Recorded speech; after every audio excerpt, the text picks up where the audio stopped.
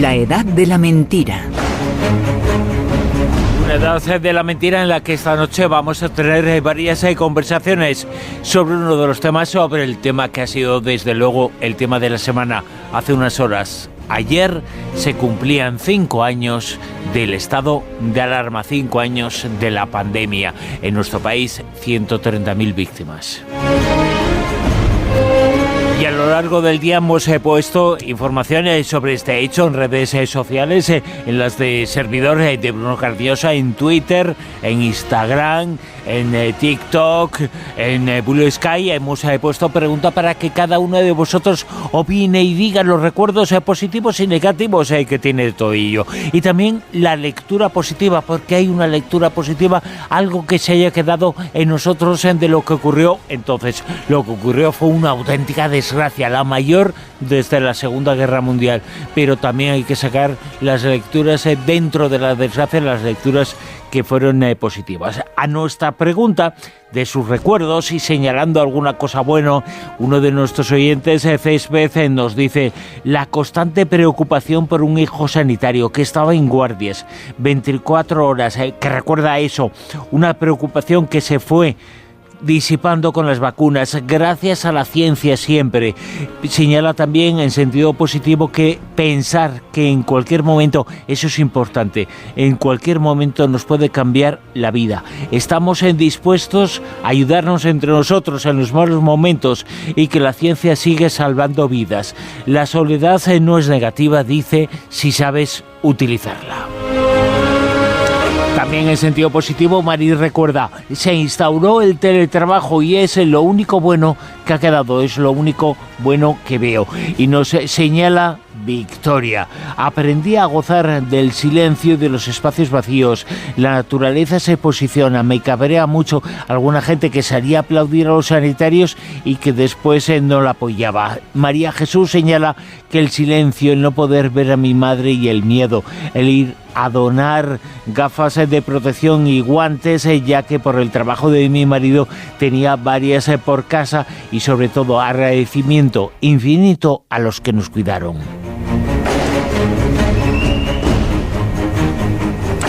Diferentes opiniones en este sentido también nos señala el octavo pasajero, que puedo contar cómo lo pasamos en las UCIs y cómo de aquello solo quedaron finalmente los aplausos. Visiones negativas, visiones positivas. Vamos a hablar algo ahora que es bastante negativo, porque un gran amigo del programa lo sufrió bastante y vamos a estar con él a continuación. Lo conocéis, se hizo famosísimo hace unos años en El Hormiguero, en televisión, en Antena 3 de televisión, El Hombre de Negro. Estuvo en varias ocasiones con nosotros, Pablo Ibáñez, a quien hoy volvemos a escuchar y volvemos a hablar con él sobre este asunto, porque es una de esas personas que lo vivieron, una de esas personas que tenemos que recuperar y tener muy vivo su testimonio y lo que pasó y lo que sintió. Pablo, muy buenas, ¿qué tal?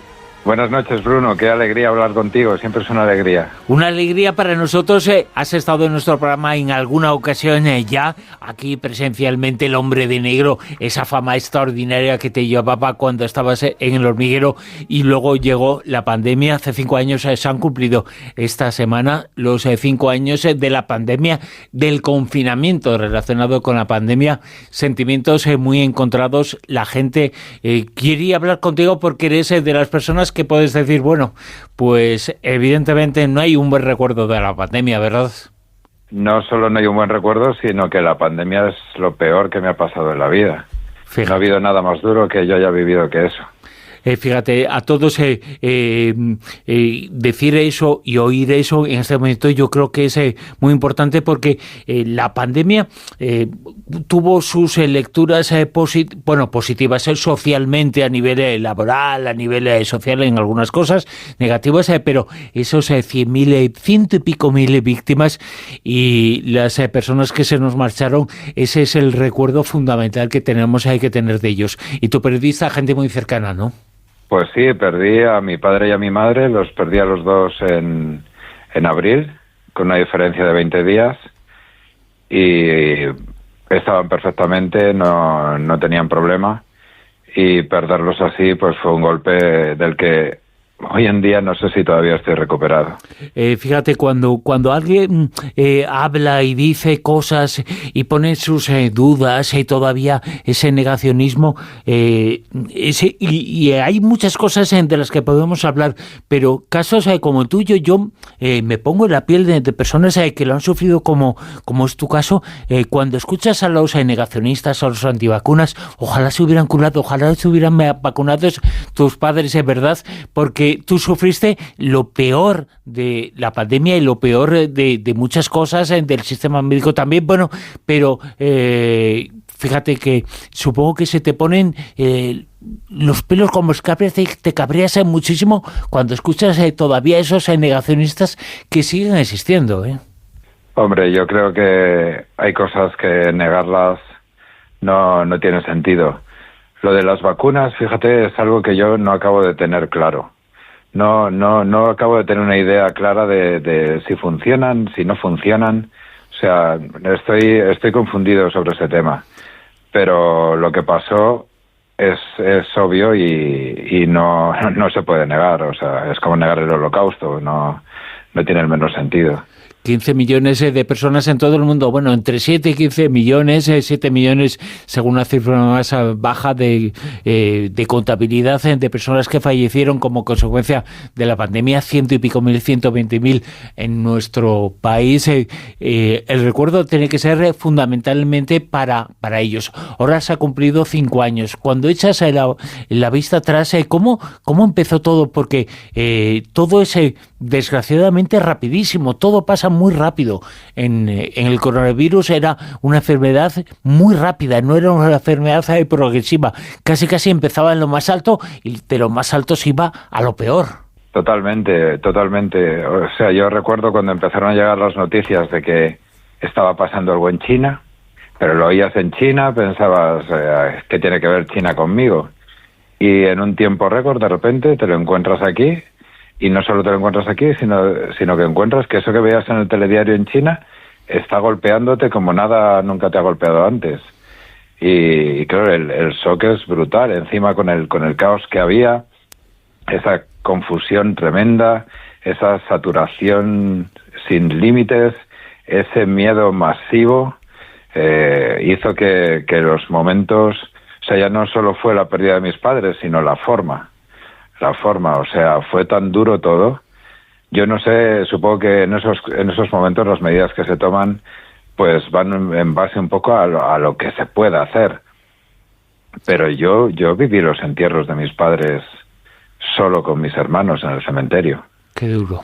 O sea, yo tengo una familia enorme y fui primero al entierro de mi padre y luego al entierro de mi madre, y los 3 hermanos allí solos en el cementerio con los trabajadores de allí, que eran 2, y así fue en las dos ocasiones.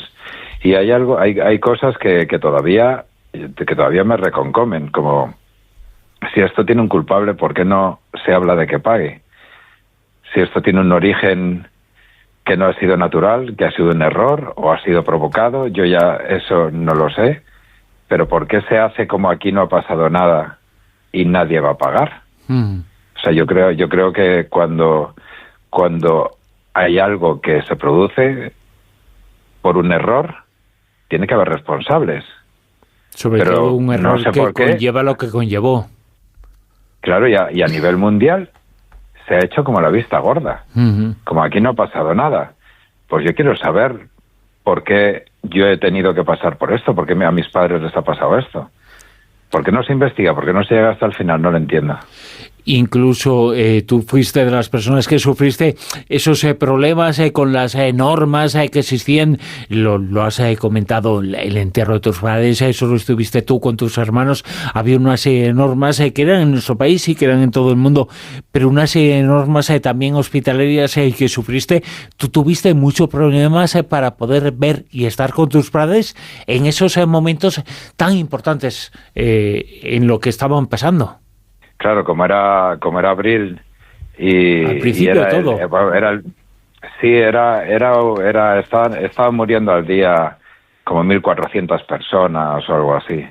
era algo tremendo. Pues claro, en el hospital tú llegabas y la gente estaba vestida como astronautas, había un pánico brutal, no te dejaban acceder a ninguna cosa, claro, no podía ver a mis padres, pues fue tremendo.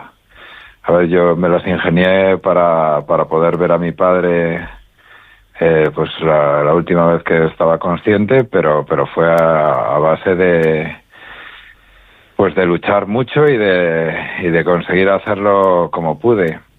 ¿Y cómo empezó todo? Porque, como decía yo, la enfermedad era muy rápida. Enseguida había problemas respiratorios muy grandes y esos problemas casi de detectarlos iba al hospital y directamente casi a la UBI. Era una enfermedad terriblemente rápida. No había tiempo para asimilar casi nada de lo que estaba pasando. Supongo que a las víctimas más difícil todavía. No, yo lo iba viendo porque amigos míos también perdieron a sus padres. Básicamente empezaban los síntomas y era como un periodo de 8 días. Es que lo veía en todos. Pasaban 2 o 3 días que estaban muy mal, de repente 4º o 5º día que parecía que podía haber una mejora y al 6º día daban un bajón y a la UCI. O sea, era básicamente así. La verdad es que era básicamente terrible lo que estaba pasando y terrible lo que pasó, y ahora lo recordamos, se cumple el 5º aniversario de ese confinamiento, de ese estado de alarma, de esa situación que englobó a todo el planeta y sufrió mucha gente, como tú, sufrió problemas. Por cierto, Pablo, a ti te conocíamos y te conocemos de antes, estuviste con nosotros en el programa en alguna ocasión, como el hombre de negro. Yo he sido padrino, una temporada he sido padrino. Es verdad, el primer invitado de una temporada del programa, de La Rosa de los Vientos, es verdad, el hombre de negro, que ¿cómo no vas a ser padrino de nuestro programa con lo importante y lo, entre comillas, ¿no?, duro que eras? La gente que te conoce sabe que esa imagen de duro, bueno, pues eres una gran persona, pero esa imagen formaba parte conmigo, también Bruno, cuidadito conmigo. Sí, y yo me acuerdo una vez que estaba comentando uno de nuestros colaboradores, Miguel Predero, o algo sobre una actriz, y claro, tú te fotografiabas con todas las personas y todas las invitadas que había en el programa, que había invitadas e invitados en El Hormiguero, y me mandaste una foto en ese momento que me decía, ¿cómo que ha perdido con los años? No, y tú sacaste una foto de pocos días de antes, con Charlize de Romera. Sí, me acuerdo.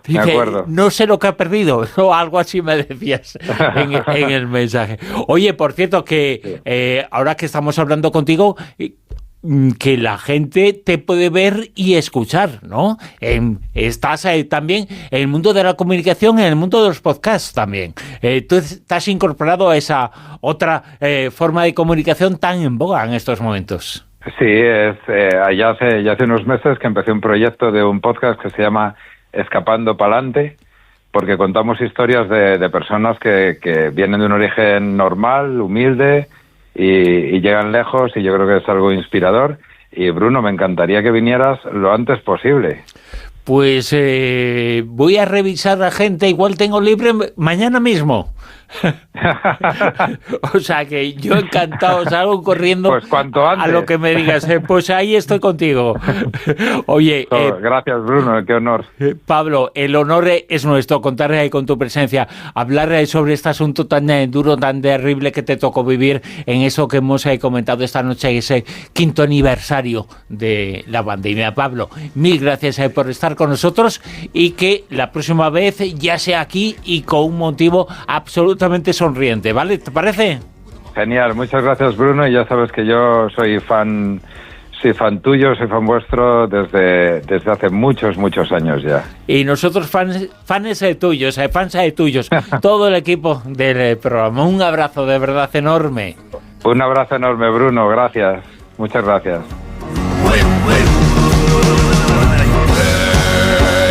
Qué historia tan terrible esta que vivió. Le agradecemos muchísimo a Pablo Ibáñez, al hombre de negro, que nos cuente esto, que nos cuente ese momento tan terrible que pasó en la pandemia, perder a su padre. 20 días después a su madre el coronavirus. El coronavirus se llevó la vida de muchísimas personas, se llevó la vida de muchas parejas, mucha gente de edad más o menos avanzada que evidentemente vivían juntas, se contagiaban y luego pasaba lo que pasó. Es una desgracia, hay que recordar mucho a estas personas que dejaron en su vida en esta auténtica desgracia, la más grande que ha vivido la historia de la humanidad desde la Segunda Guerra Mundial.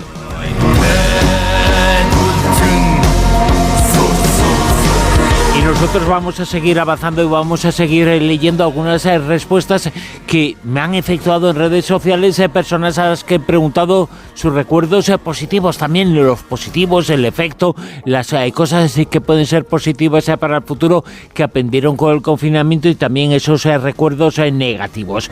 María Ersa me dice que recuerda una paz tremenda con su hijo de 13 meses, grandes siestas con él y con las sillas en la playa en la terraza instalada muy modesta mientras veíamos al vecino de enfrente correr alrededor de su ático. A la vez mucha preocupación por mi tía que estaba en la residencia y teníamos poca información y tristeza por las personas que lo estaban pasando verdaderamente mal.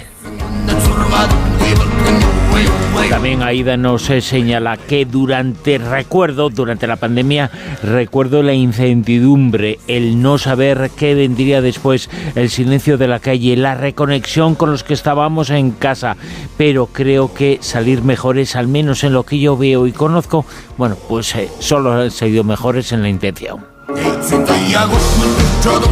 Y nosotros vamos a seguir, más invitados, más personas que vivieron en primera fila, que fueron al frente, porque fue una auténtica guerra. Ese técnico del SUMA, conductor de ambulancias, nuestro siguiente invitado. Días antes de que comenzara todo a escaparse de control, él ya estaba viviendo lo que después ocurrió. Él es Israel Rodríguez, que está con nosotros. Israel, muy buenas, ¿qué tal? ¿Cómo estás? Hola, ¿qué hay? Muy buenas. Pues muy bien. Encantado de estar aquí con vosotros. Isra, tú eras entonces, como técnico, estabas en el SUMA 112, estabas al frente de las ambulancias. El confinamiento, el estado de alarma, se decretó el día 13 de marzo, pero ya antes estabais viviendo en las ambulancias, estabais viviendo en el SUMA, estabais viviendo lo que estaba pasando en nuestro país. El estado de alarma solo fue una confirmación de lo que ya sabíais. Así es, efectivamente. Ya desde, por ejemplo, a primeros de marzo, el incremento en las urgencias hospitalarias y el incremento de llamadas de personas con síntomas respiratorios se hizo muy elevado. ¿Tú recuerdas cómo fue el primer caso, la primera emergencia que acudisteis vosotros a ella relacionada más o menos, porque la información, al principio no estaba del todo clara, pero cómo fue el primer caso al que vosotros atendisteis? Sí, mira, yo me acuerdo de algo muy característico, que ya el lunes 9 de marzo, que lo tengo apuntado, fue un aviso en Humanes de Madrid, donde ya nos dicen por teléfono que es un caso posible de COVID, que tomáramos las precauciones y que nos vistiéramos con los trajes de protección individual para poder ir a ver a este paciente. Era un varón de unos 35 años, joven, como te he dicho, con síntomas respiratorios, y me acuerdo de un poco la sensación esa de ir de camino al aviso, cómo ir cambiándonos, ¿no?, durante el transcurso desde Fuenlabrada a Humanes hasta que llegamos, el pensar a lo mejor que nos íbamos a encontrar, o sobre todo pues a lo mejor decir, bueno, cómo estará este paciente, cómo no estará, luego a lo mejor es positivo, me lo llevo a casa, y ese miedo de decir, bueno, vamos a ver si no nos contagiamos nosotros. Pero me acuerdo mucho de llegar allí. Incluso en el portal, el resto de la dotación, vamos 4 en la dotación, que la dotación sanitaria, 4 profesionales, y cambiarnos incluso abajo en el portal para poder subir completamente protegidos. Y me acuerdo la cara de miedo de la familia de este hombre cuando nos abrió la puerta y nos vio a los 4 con los trajes puestos, ¿no? Ese miedo también, ese silencio de abrir la puerta, de dejarnos entrar, valorarle, verle que tenía efectivamente una dificultad respiratoria severa, que tuvimos que empezar a tratarle ahí con oxígeno en el domicilio. Luego se fue mejorando un poco los procedimientos, porque claro, esto era muy al principio, era el día 9, Luego ya tratábamos de hacerlo de otra manera, ¿no? Con un circuito intentando entrar 2 en vez de entrar los 4, aislar un poquito a la familia de toda esa medicación y de oxígeno, aerosoles que poníamos en ese primer tratamiento. Luego todo eso se fue cambiando. Pero en aquel momento ese hombre nos lo llevamos muy malito al hospital hasta el punto de casi tener que intubarle en la UBI móvil. Pero bueno, luego efectivamente a posteriori confirmamos que dio COVID positivo y bueno, finalmente no falleció, salió adelante allá en el hospital de Fuenlabrada, pero fue muy característico ese primer aviso, no lo olvidamos ninguno de los 4 que estuvimos ese día. ¿Y había gente que participaba en las misiones, en las labores vuestras, compañeros tuyos que fueron afectados por el COVID? Sí, se nos puso a nuestra disposición, como ya sabéis, luego un poco más adelante el tema de los hoteles, para poder estar en un hotel y no estar en casa si estábamos muy activos en el trabajo. Y luego hubo compañeros, por supuesto, que lo pasaron muy mal. Para nosotros fue un shock el primer compañero que se contagió, un compañero médico que trabajaba en una unidad de asistencia domiciliaria del Molar. Pues ese fue el primer compañero que falleció y para nosotros fue un shock, ¿no? El decir, bueno, es que lo tenemos muy cerca, ¿no? Nos tocó muy de lleno ese primer compañero que falleció por culpa del COVID. O sea, que por lo tanto hubo personas de vuestro trabajo que también fallecieron, que estaban en la lista de esos 1.000 personas que durante unos días estuvieron falleciendo como consecuencia del COVID. Supongo que lo que dices, había en muchas ocasiones porque era una enfermedad bastante rápida, la afectación era bastante rápido, no era un proceso largo. A veces se llegaba tarde a atender a las personas porque era tremendamente rápido la afección pulmonar, sobre todo el COVID.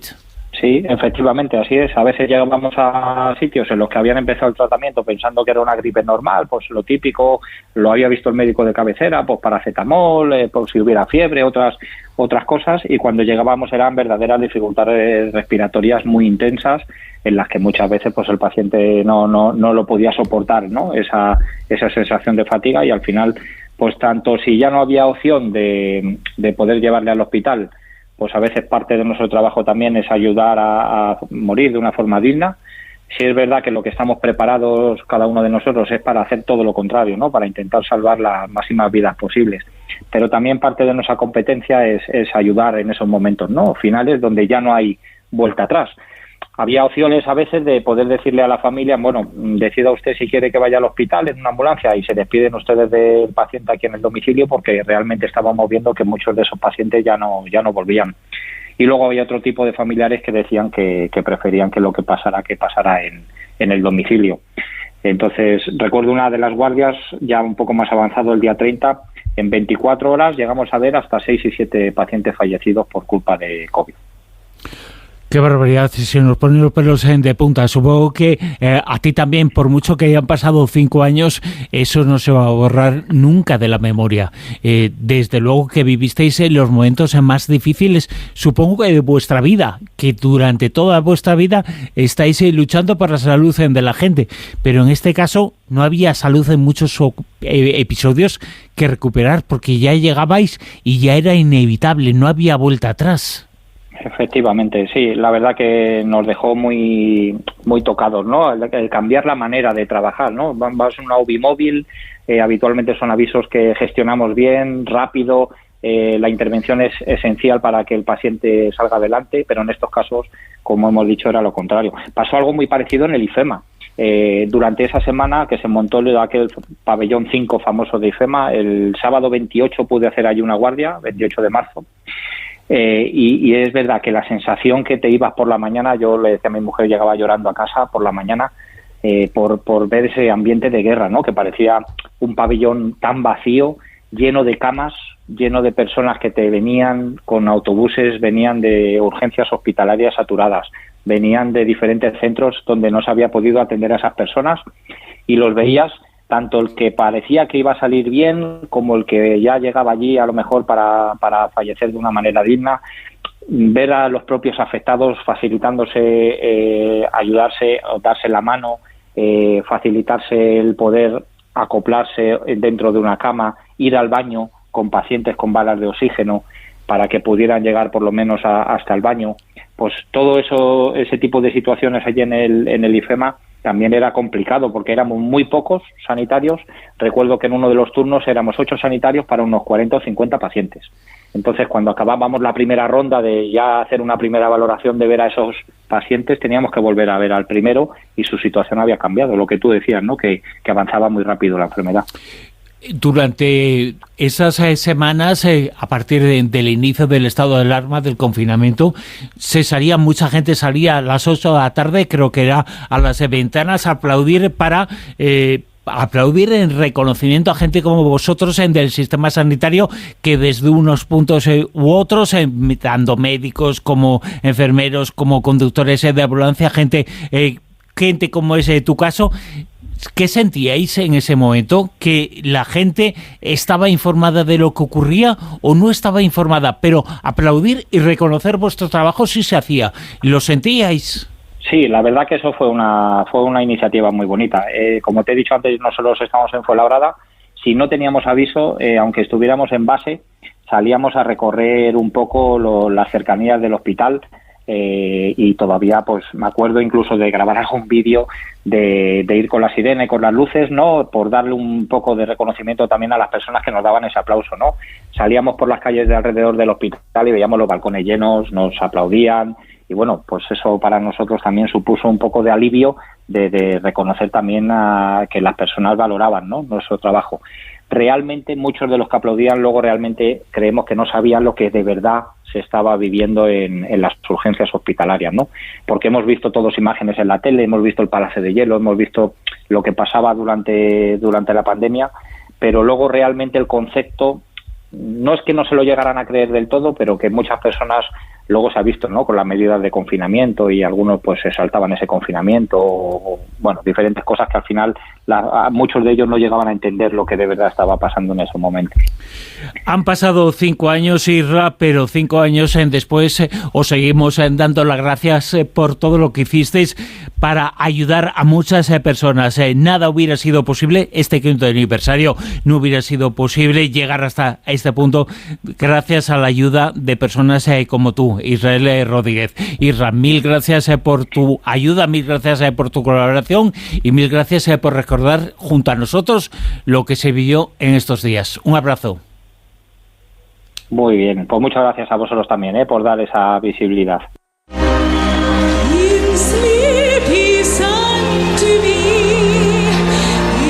También nuestro reconocimiento a su trabajo, agradecimiento para estar con nosotros, para recordar ese auténtico estado de guerra que se vivió justo hace 5 años. Agradecimiento infinito a Isra Rodríguez, que ha estado con nosotros y nos ha contado lo que vivió en ese frente, esa auténtica batalla, esa auténtica guerra. En este caso el enemigo era un virus. Como hemos comentado anteriormente, hemos puesto en redes sociales, en mis redes sociales he puesto en Blue Sky, en TikTok, en Instagram, en Twitter. Quiero que la gente dé su opinión, que expreses lo que vive, si salimos mejores, si no salimos mejores, si tiene un recuerdo muy negativo de aquello, si tiene un recuerdo incluso que pudo ser, no positivo, pero sí que se pudieron quedar algunas buenas lecturas y algunas buenas cosas para el futuro, que cambió algo que pudo ser importante. Nos dice Chimista que no salimos mejores, salimos peor de mucha gente, salió lo peor de mucha gente. Lo que realmente era, recuerda el caso de su mujer que tenía que salir a su trabajo y lo que tuvo que escuchar por parte de mucha gente fue realmente asqueroso. Y nos dice Ralph, pues sinceramente yo creo que mucha gente ha olvidado todo esto muy pronto. Y nos habla en otro sentido también y recuerda a la Mónica, el coraje de los trabajadores de salud, lo recuerda evidentemente y lo tenemos que seguir haciendo, y qué mejor momento que este, el coraje de los trabajadores de salud que salvaron nuestras vidas poniendo las suyas en peligro. No alcanza el universo para agradecerles. Y nos dice María lo siguiente, lo bueno del recuerdo fue primero que nos mantuvimos unidas constantemente, el 99,9% de las personas con quienes habíamos tenía más o menos relación a lo largo de mi vida, y la naturaleza parecía que se recuperaba a causa de nuestra poca actividad en las casas. ¿Y qué ha dejado? ¿Cuál es el pozo? Esa pregunta la resolvemos ahora y vamos a hablar sobre los efectos con un filósofo, sobre cómo la sociedad reaccionó a aquello y sobre cómo la sociedad ha cambiado o no ha cambiado. Y vamos a hablar, insistimos, con un filósofo conocido aquí en Onda Cero en varios programas, lo hemos escuchado, hoy también está aquí con nosotros Jorge Freire. Jorge, muy buenas, ¿qué tal? ¿Cómo estás? Buenas noches, Bruno, pues encantadísimo de estar aquí.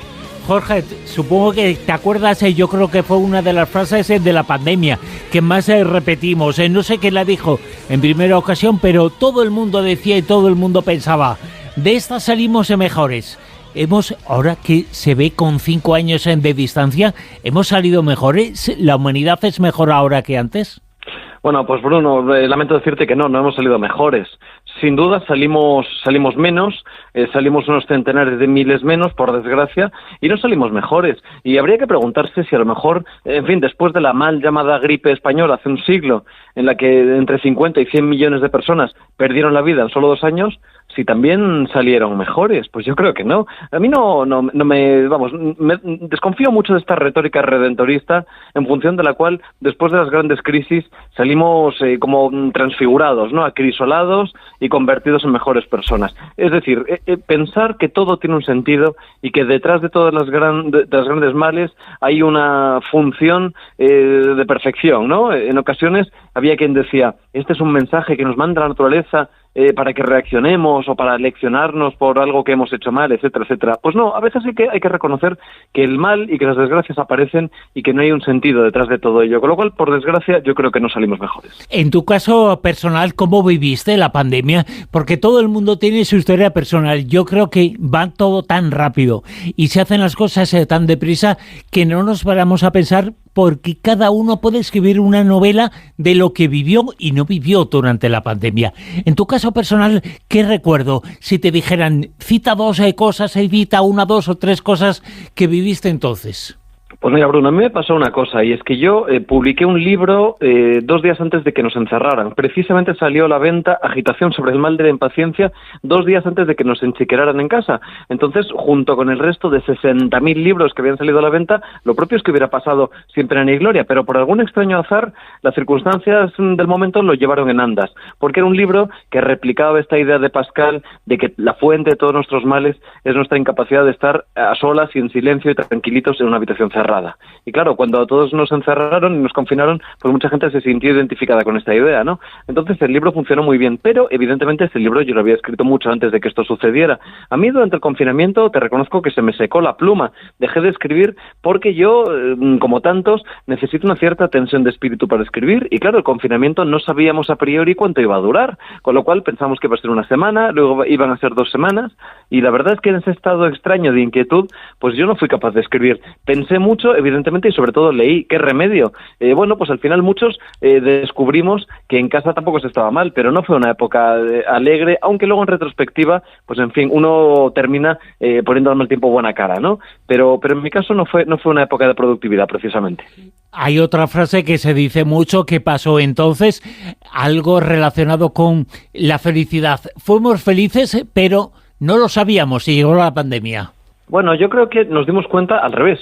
Nos dimos cuenta de que éramos profundamente infelices en nuestros puestos de trabajo, no tanto en el trabajo por sí, sino sobre todo por los ritmos que llevábamos. Cuando nos confinaron, mucha gente se dio cuenta de que el teletrabajo, aunque sea inhumano, aunque en fin marque una serie de distancias, aunque te condene a la soledad, era preferible a estar todos los días gastando 2 o 3 horas en desplazamientos hasta tu puesto de trabajo y perdiendo el tiempo con reuniones infructuosas y de alguna forma machacándote con cosas que quizás no forman parte de tu trabajo. Así que yo creo que para algunos sí que fue positivo parar un poco y quedarse en casa, ¿no? Pero bueno, antes te he dicho, Bruno, lo de esta frase de Pascal, de que muchos de nuestros males derivan de nuestra incapacidad de estar solas y tranquilamente en una habitación. También te diré que durante el confinamiento muchos de nuestros males derivaron precisamente de estar solos y metidos en casa, porque yo creo que hace 5 años proliferaron muchos de los problemas que arrecian hoy. Sin ir más lejos, el pensamiento conspiranoico, muchas de las conspiraciones más descabelladas que hoy cunden por doquier surgieron entonces. O sea que precisamente el estar encerrados no siempre lleva a pensar, o no siempre lleva a pensar con claridad.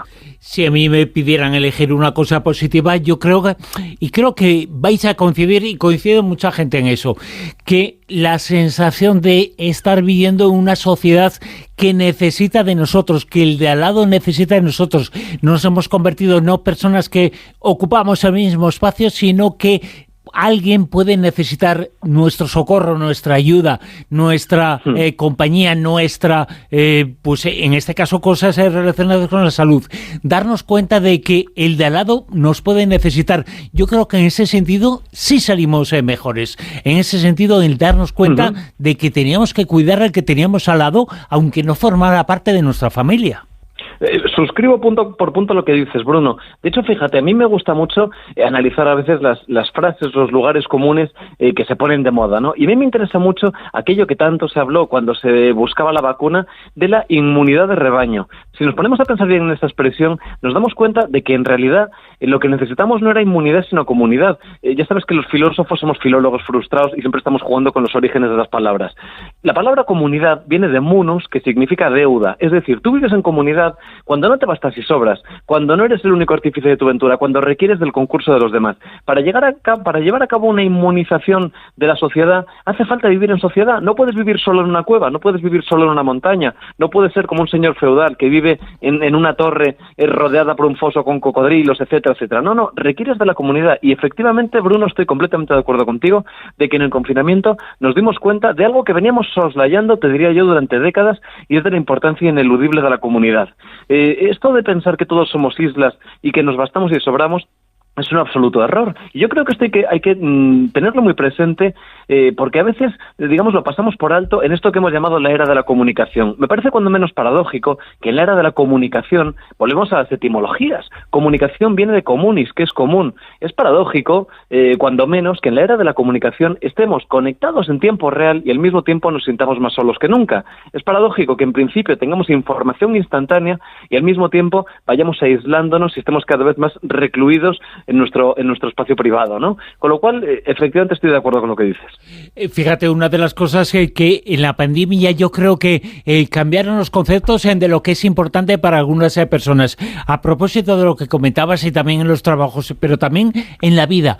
Las empresas que hacían viviendas, que hacían casas, las inmobiliarias le daban mucho valor a ganar metros en el interior de una casa para no tener terraza. Y ahora hemos cambiado. La gente quiere terrazas aunque se pierdan metros de interior. Esto es una metáfora muy importante. El lenguaje, una vez más. Sí, es verdad. Hemos descubierto en nuestras casas que al final, oye, pues las teníamos como un lugar en el que se iba a dormir.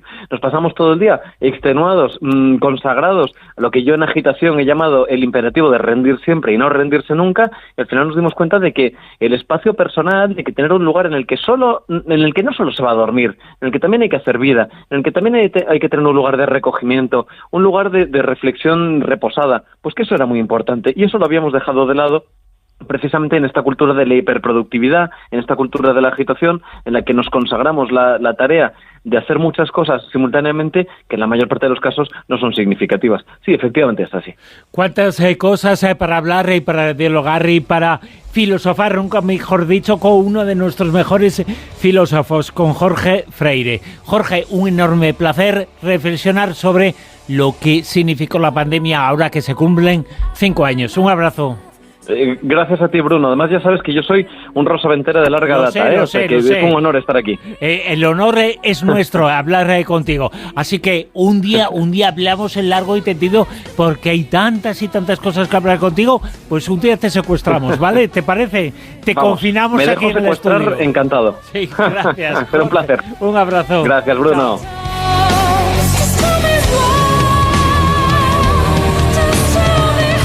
Chao. la verdad es que uno ha buscado dentro de la tragedia que vivimos hace 5 años algunas cosas que quedaron, que vinieron y quedaron y que cambiaron a la sociedad. Uno cree que para bien, para el futuro es positivo. Por ejemplo, esa preocupación por los demás, el hecho de sentirnos mucho más solidarios con las personas que nos necesitan, que necesitan de nuestro cuidado para mejorar o para ayudar en su salud. Y no hace falta incluso que sean familiares. Creo que a ese respecto ha habido un cambio a partir de la pandemia bastante grande. También un cambio muy importante en el uso de la tecnología para ayudar a la ciencia, a la comunicación y para también ayudar a la educación. Se podía enseñar a distancia, dar clases a distancia, y se cambiaron algunas cosas del sistema educativo en todo el mundo que progresaron, y gracias, y lo hicieron gracias a la comunicación y gracias a la tecnología, y la ciencia ayudó mucho a eso.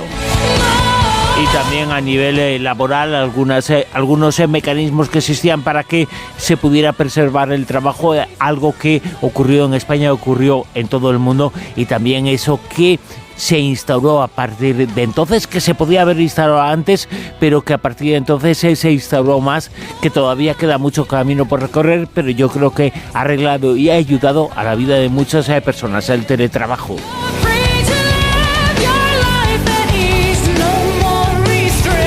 Esta edición especial de La Edad de la Mentira, esta edición especial que nos ha llevado a conocer qué es lo que pasó, algunas de las cosas que pasaron justo hace 5 años.